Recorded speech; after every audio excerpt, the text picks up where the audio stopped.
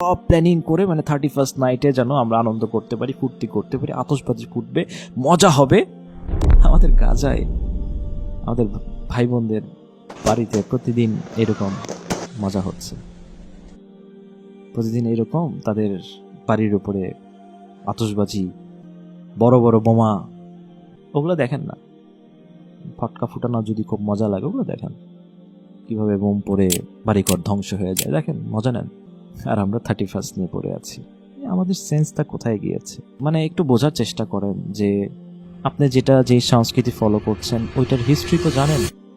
31st নিয়ে দুইটা মতবাদ আছে, আমি অনলাইনে ঘাটাঘাটি করতে গিয়ে দুইটা মতবাদ জানতে পেরেছিলাম।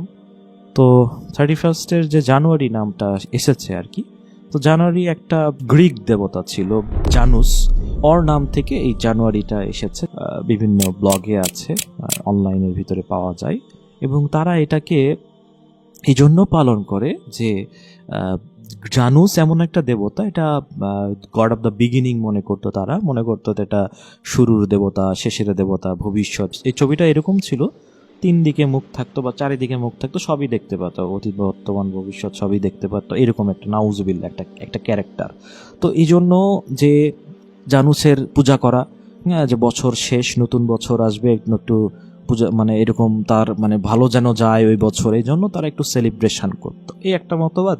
দ্বিতীয়ত যে মতবাদটা, এটা 1700 না 1800 সালের দিকে এরকম কিছু খ্রিস্টানদের এরকম ধারণা আর কি, কিছু খ্রিস্টানদের এটা মনে করে যে ঈসা আলাইহিস সালাম তার জন্মের 7 দিন পরে বা 8 দিন পরে এরকম খতনা হয়েছিল আর কি, এবং ওইটার জন্য তারা হয়তো ওই সময় কোনো সেলিব্রেশন করে, এটা তাদের ধারণা।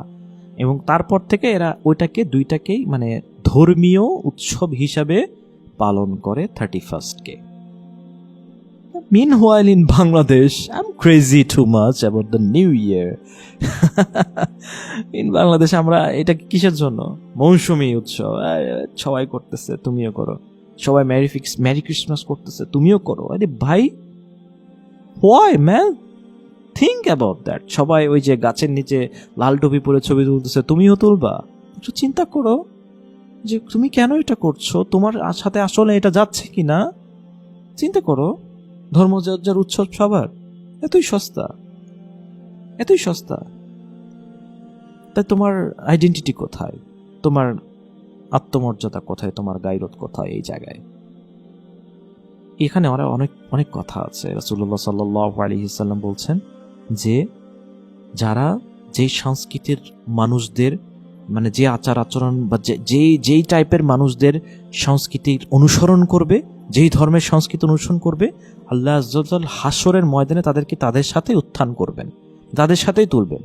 ইউ আর মুসলিম, তুমি সবকিছু তুমি জানো, তুমি তারপরও তুমি ওদের সাথেই ওদের মতাদর্শ অনুসরণ করছো, ওদের কৃষ্টি কালচার অনুসরণ করছো, তাহলে তোমাদের তো স্থান হবে তাদের সাথেই হাশরের ময়দানে, তাদের সাথে তো তোমাদের স্থান হবে। একটু চিন্তা করে দেখো যে ওয়ার্ল্ডের আমাদের গাজাতে কি হচ্ছে, অন্যান্য মুসলিম কান্ট্রিগুলোতে কি হচ্ছে, হোয়াট উই আর ডুইং। আমরা একটা বিধর্মীদের কালচারকে একদম নিজেদের করে নিচ্ছি, এতটাই মানে আমাদের ব্রেইন এতটাই সস্তা হয়ে গেছে যে যা দিচ্ছে আমি ওটাতেই ডুবে যাচ্ছি, যখন যে ট্রেন্ড চলতেছে আমি ওটাতেই ডুবে যাচ্ছি। আমি এত সস্তা কেন, মানে আমি এত সস্তা কেন?